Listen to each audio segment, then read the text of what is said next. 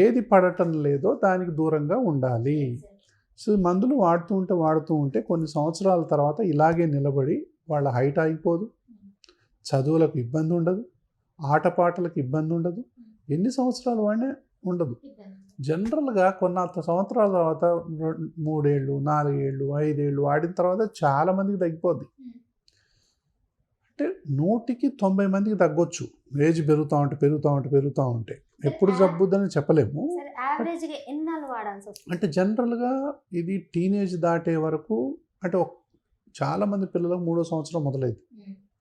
కొంతమందికి 8వ సంవత్సరం వచ్చేసరికి కొంతమందికి పోద్ది, కొంతమందికి అసలు 2-3 ఏళ్ల తర్వాత కొంతమంది మందులు వాడినోళ్ళు ఉన్నారు. ఆ సివియారిటీని బట్టి, వాళ్ళు అయ్యే ఎక్స్పోజర్ని బట్టి. కొంతమంది ఇందులో ఏ ఒక్క పేషెంట్ ఇంకో పేషెంట్లా ఉండరు, ఒక్కొక్కళ్ళది ఒక్కోలాగా ఉంటుంది. కొంతమంది ఇందులో 5గురు మాత్రం డిఫికల్ట్ టు ట్రీట్ ఆస్మా అంటాం మేము. ఎంతకు తగ్గదు పాపం.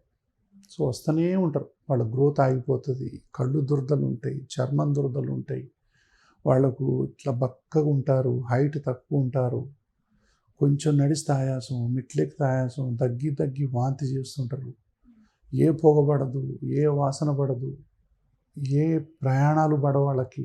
అట్లాంటి వాళ్ళు జాగ్రత్తగా వాడాలి. వాడితే వాళ్ళకు కూడా చాలా చక్కగా తగ్గిపోతుంది.